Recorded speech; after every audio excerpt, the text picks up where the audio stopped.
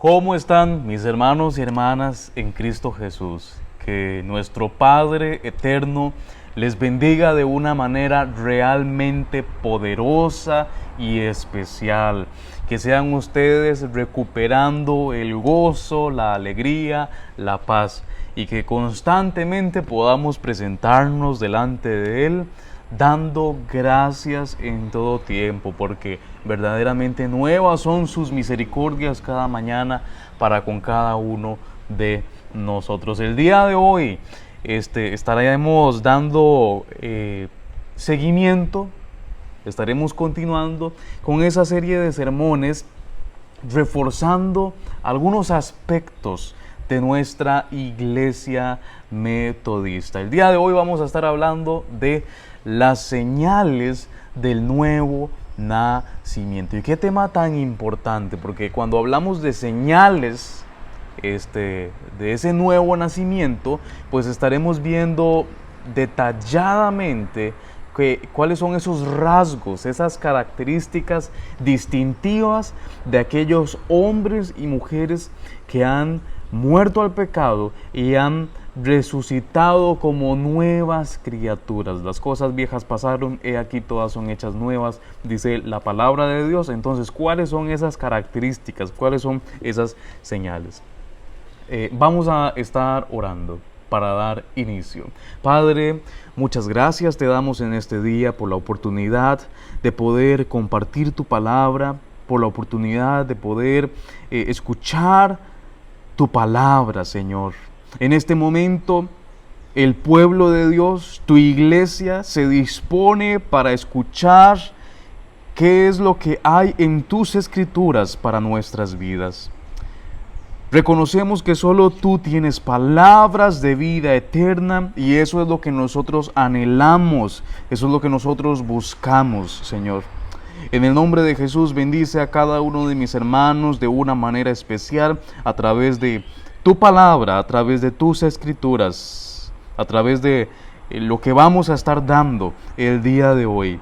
Palabra tuya, palabra fiel, viva y verdadera. En el nombre de Jesús. Amén. Gloria a Dios, mis hermanos. En el libro de Juan, el Evangelio de Juan, en el capítulo 3, versículo del 1 al 15, se nos presenta, se nos narra aquel evento, aquel momento cuando Jesús y Nicodemo estaban hablando. Jesús le estaba hablando a Nicodemo sobre el nuevo nacimiento, la necesidad de un nuevo nacimiento. Pero, ¿qué es el nuevo nacimiento? ¿Qué se quiere decir con un nuevo nacimiento? ¿Y cuáles son las señales de ese nuevo nacimiento? Bueno, el día de hoy, como les había dicho, vamos a ver a la luz de la palabra, a la luz de las escrituras, cuáles son esas señales de esa persona que ha nacido de nuevo. La primera señal del nuevo nacimiento es el fundamento de todas las demás señales. Es decir, aquí sentamos las bases de las demás señales de ese nuevo nacimiento. Gálatas capítulo 3, versículo 26 nos dice: pues todos sois hijos de Dios por la fe en Cristo Jesús. Entonces, la primera señal del nuevo nacimiento es la fe. Pues todos sois hijos de Dios por medio de la fe en Cristo Jesús. Vamos a buscar también el libro de Juan, capítulo 1, versículo 12 y versículo 13. Hay toda una serie de textos que vamos a ir viendo. Primera de Juan, capítulo 1, versículo 12 y 13. Dice: mas a todos los que le recibieron, a los que creen en su nombre, les dio potestad de ser hechos hijos de Dios. Entonces, ¿qué se requiere? Se requiere creer en el Hijo de Dios. Se requiere de fe. les dio potestad de ser hechos hijos de Dios, los cuales no son engendrados de sangre, ni de voluntad de carne, ni de voluntad de varón, sino de Dios. Otro texto, usted vaya anotando los textos. Primera de Juan, capítulo 5, versículo 1. Todo aquel que cree que Jesús es el Cristo, ¿qué me está diciendo? Todo el que cree, se requiere fe, se requiere creer. Todo aquel que cree que Jesús es el Cristo es nacido de Dios. Y todo aquel que ama al que engendró, ama también al que ha sido engendrado por él. Entonces, en estos tres textos que les estoy compartiendo, vemos que lo que se requiere, lo primero que se requiere para ser hijo de Dios, la primera señal de ese nuevo nacimiento es creer, es fe. Entonces, ahora bien, la fe cristiana, la verdadera, la genuina fe cristiana que posee cualquiera que es nacido de Dios, no es simplemente un asentimiento o un acto de comprensión. Conozco las verdades bíblicas, comprendo y acepto las verdades bíblicas. No es solamente eso. Esa fe genuina, esa fe verdadera, y ya hemos hablado en otras ocasiones sobre este tema, no es simplemente el asentimiento, el aceptar, el estar de acuerdo, el entender, el comprender esta verdad bíblica, sino es una total disposición del corazón. Es una disposición abnegada, genuina, donde nos entregamos totalmente. Ese es el tipo de fe bíblica. Es una seguridad, es una confianza en Dios, una confianza plena en Dios y en Jesucristo, de que nuestros pecados han sido perdonados, de que hemos sido lavados y ahora gloria a Dios porque somos reconciliados con Dios. Esto implica que la criatura renuncia a sí misma, renuncia totalmente a Él, con el fin de ser hallado en Cristo Jesús. Esa es la fe. No es comprender, no es simplemente comprender las verdades bíblicas, no es simplemente aceptarlas, no es un simple asentimiento, sino es una entrega total a la obra de Dios por medio de Cristo Jesús en nuestras vidas. Un fruto, y este es un punto importante, un fruto inmediato y constante de esta fe genuina, de esta fe verdadera, por medio de la cual somos nacidos de Dios, un fruto que de ninguna manera podemos separar de ella. No existe posibilidad alguna de separar la fe de este fruto que les voy a presentar, es el poder sobre el pecado. Y esto es de suma importancia, el poder sobre el pecado. El libro de Hechos, capítulo 15, versículo 9, nos dice lo siguiente: y ninguna diferencia hizo entre nosotros y ellos, purificando por la fe sus corazones. ¿Qué es lo que dice que hizo? Purificó los corazones. Mi hermano, una fe genuina, como les dije, no es simplemente aceptar las verdades bíblicas, no es comprender las verdades bíblicas, sino que nos entregamos totalmente a Dios, a Cristo, a estas verdades bíblicas. Y por ende, hay una purificación de nuestros corazones. Hay poder sobre el pecado. Ya el pecado no tiene autoridad sobre nosotros. Hebreos capítulo 9, versículo 14 dice: cuánto más la sangre de Cristo, el cual mediante el Espíritu eterno se ofreció a sí mismo sin mancha a Dios, limpiará Hay una obra de limpieza. Limpiará vuestras conciencias de obras muertas para que sirváis al Dios vivo. Mi hermano, la fe no puede ser separada. Si yo tengo fe en Cristo Jesús, en que puede haber perdón de pecados mediante Cristo Jesús y que gloria a Dios porque las cosas viejas pasaron. Sí, pero no solamente las cosas viejas pasaron, sino que he aquí, todas son hechas nuevas. Entonces, ese poder sobre el pecado, no puedo separarlo, no tengo posibilidad alguna de separarlo de la fe, porque hay una obra de purificación de mi corazón y hay una obra de limpieza de nuestras conciencias, de obras muertas. Nuestras conciencias son limpiadas de toda obra inmunda, de toda obra inicua, de toda obra pecaminosa, de manera que ahora nosotros vamos a servir únicamente al Dios vivo. Nos presentamos como sacrificio vivo, santo, agradable delante de Dios. De manera que nosotros no, como les decía, no podemos separar el poder sobre el pecado de la fe. Y este es un punto importante. Pablo describe detalladamente este fruto de la fe en el capítulo 6 de su epístola a los Romanos. Romanos capítulo 6, versículo 1 y 2. ¿Qué pues diremos? ¿Perseveraremos en el pecado para que la gracia abunde? Gloria a Dios por su gracia, por su amor.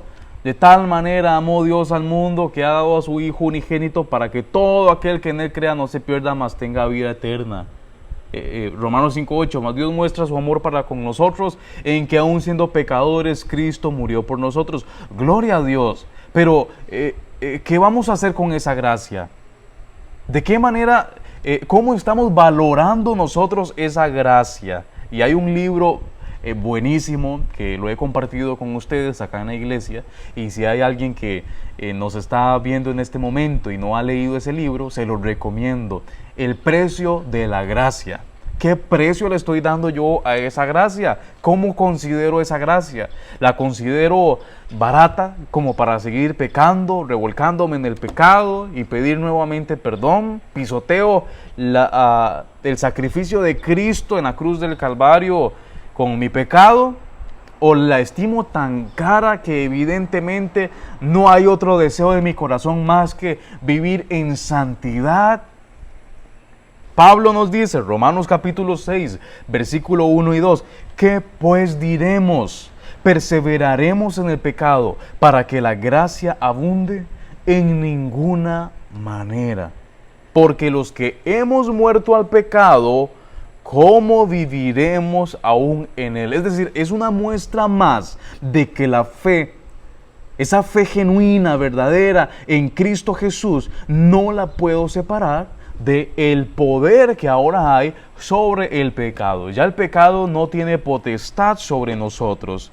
¿Cómo viviremos aún en él?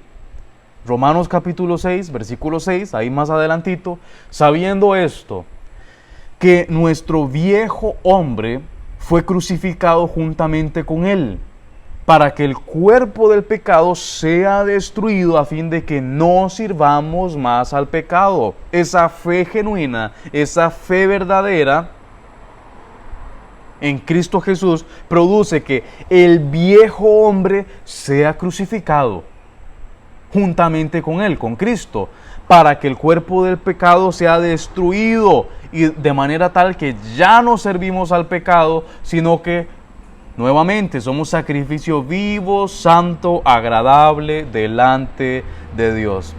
Y ahí mismo en el capítulo 6,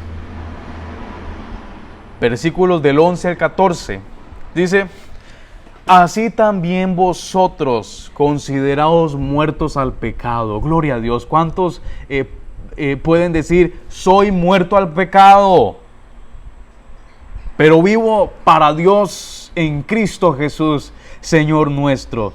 No reine pues el pecado en vuestro cuerpo mortal, de modo que lo obedezcáis en sus concupiscencias. ni tampoco presentéis vuestros miembros al pecado como instrumentos de iniquidad, sino presentaos vosotros mismos a Dios como vivos de entre los muertos, y vuestros miembros a Dios como instrumentos de justicia, porque el pecado no se enseñoreará de vosotros, pues no estáis bajo la ley, sino bajo la gracia. Entonces, mis hermanos y hermanas, vemos que definitivamente no podemos separar la fe de la capacidad que tenemos mediante Cristo Jesús para morir completamente a las obras de la carne, para morir al pecado. Mi hermano, en la Biblia hay muchas promesas, hay infinidad de promesas, e incluso usted puede ir a una librería cristiana. Hoy en día vamos a encontrar mucho esto. Puede ir a una librería cristiana y va a encontrar algunas cajitas que trae unas tarjetitas de promesas, les llaman promesas, con algunos textos bíblicos, algunos versículos que nos dan promesas.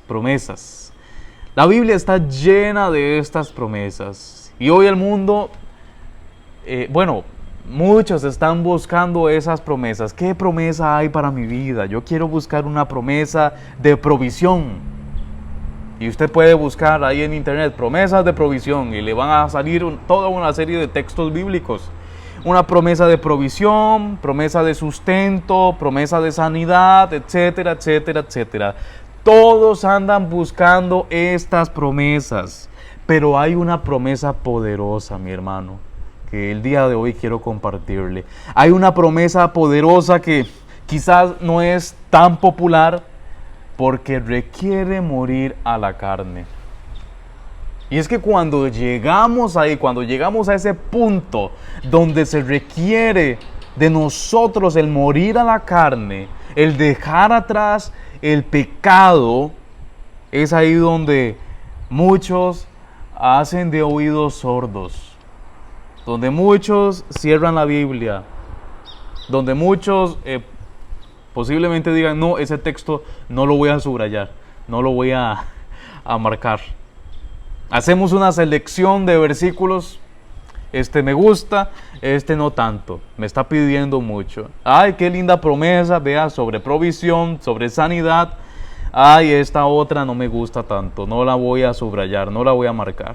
Bueno, Primera de Juan, capítulo 3, versículo 9, nos dice, todo aquel que es nacido de Dios no practica el pecado, porque la simiente de Dios permanece en él y no puede pecar porque es nacido de Dios. Gloria a Dios. ¿Cuántos dicen amén? ¿Cuántos toman esta promesa y dicen, esto es una realidad en mi vida? Y aquella persona que está batallando con el pecado, que está batallando con aquel viejo hombre, dice, yo me apropio, yo me aferro a esta promesa. Todo aquel que es nacido de Dios no practica el pecado, porque la simiente de Dios permanece en él. La simiente de Dios permanece en mí y no puede pecar porque es nacido de Dios. Esta es una promesa maravillosa para nuestras vidas. Y tenemos que aprovecharla, tenemos que darle uso, tenemos que creerla, tenemos que proclamarla. Algunos creen que es imposible vivir en santidad. Algunos creen que es imposible dejar atrás el pecado, morir a las obras de la carne. Y que todas nuestras obras sean para glorificar a Dios. Algunos creen que esto es imposible. Permítame decirle, mi hermano, mi hermana y toda aquella persona que nos esté viendo con Biblia en mano, Primera de Juan, capítulo 3, versículo 5, nos dice, y sabéis que Él apareció para quitar nuestros pecados y no hay pecado en Él. Mi hermano, ¿para qué vino Cristo Jesús? Él vino para quitar el pecado. Él vino para perdonarnos, sí, de todas nuestras iniquidades, de todo el pecado que cometimos en el pasado. pero también hay una obra de purificación en nuestro corazón, hay una obra de limpieza. Primera de Juan 3:5, y sabéis que Él apareció para quitar nuestros pecados. Es posible vivir en santidad. Así que nadie nos vaya a engañar diciendo que es imposible vivir en santidad, diciendo que es imposible morir a las obras de la carne. En estos días leí una frase que me dejó pensando realmente. Lo que una generación tolera, la próxima lo abraza. Entonces yo me pregunto, ¿qué le estaremos dejando a la próxima generación, a esa generación que viene detrás de nosotros? Yo espero que lo que le estemos dejando, que lo que la iglesia le esté dejando, sea un vivo celo, anhelo de agradar a Dios en todo, de vivir en santidad. Un deseo ardiente en el corazón de que constantemente nos estemos entregando como sacrificio vivo, santo, agradable delante de Dios. Porque esto es lo que la siguiente generación va a abrazar, un deseo constante de vivir en santidad. Primera de Juan 5:18, sabemos que todo aquel que ha nacido de Dios no practica el pecado, pues aquel que fue engendrado por Dios le guarda y el maligno no le toca. El que ha nacido de Dios no practica el pecado. Y si está ocurriendo lo contrario, solo tengo una cosa que decir: mucho cuidado, mucho cuidado. Porque la palabra es clara, las escrituras son claras. Acá no hay duda alguna. Todo aquel que ha nacido de Dios no practica el pecado. Ahora vamos a la segunda señal, según las escrituras, de aquellos que han nacido de nuevo. Primera de Pedro, capítulo 1, versículo 3. Bendito el Dios y Padre de nuestro Señor Jesucristo, que según su grande misericordia nos hizo renacer para una esperanza viva, por la resurrección de Jesucristo de los muertos. Nos hizo renacer para una esperanza viva. Pedro nos dice que esa segunda señal es la esperanza, pero no cualquier esperanza, mi hermano. Se trata de una esperanza viva. No es algo que va a producir en nosotros un doble ánimo. Hoy sí tengo esperanza, mañana no, y me manejo de esa manera. Se trata de una esperanza viva. Esta esperanza es llamada en la epístola a los Hebreos plena certidumbre de fe y plena certeza de la esperanza. Quiere decir, esta plena certidumbre de fe, plena certidumbre de esperanza, es el testimonio de nuestro espíritu o de nuestras conciencias. Y en segundo lugar y principalmente el testimonio del Espíritu a nuestras vidas, donde nos dice que verdaderamente somos hijos de Dios. Y si hijos, también herederos de Dios y coherederos con Cristo. Vamos a Romanos capítulo 8, versículo 14 al 17. Porque todos los que son guiados por el Espíritu de Dios, vamos viendo, los que son guiados por el Espíritu de Dios, estos son hijos de Dios. Pues no habéis recibido el espíritu de esclavitud para estar otra vez en temor, sino que habéis recibido el espíritu de adopción, por el cual clamamos Abba Padre. El Espíritu mismo da testimonio a nuestro espíritu de que somos hijos de Dios, y si hijos también herederos, herederos de Dios y coherederos con Cristo, si es que padecemos juntamente con Él, para que juntamente con Él seamos glorificados. Esa plena certidumbre de fe, mis hermanos, esa plena certidumbre de fe y plena certidumbre de esperanza nos mueve hacia una vida de consagración. Y eso es muy importante. Nos mueve hacia una vida de consagración. Decía, los que son guiados por el Espíritu de Dios, esos son hijos de Dios. Es decir, esa plena certidumbre de fe, esa esperanza, esa plena certidumbre de fe, nos mueve hacia una vida de total y absoluta consagración. Es una esperanza consolidada en el poder de Cristo, no solo para perdón de pecados, sino también para purificar, para limpiar y para guardarnos para buenas obras.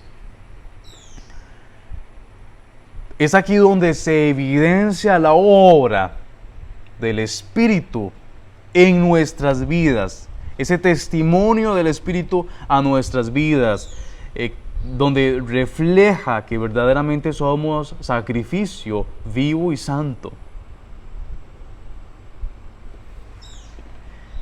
El que practica el pecado, evidentemente no está siendo guiado por el Espíritu de Dios. Vuelvo a Romanos 8:14.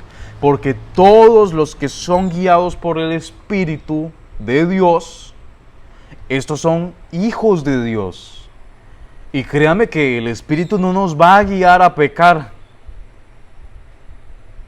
Entonces, quien practica el pecado, quien está viviendo el pecado, evidentemente no está siendo guiado por el Espíritu de Dios. El Hijo de Dios es heredero y coheredero con Cristo.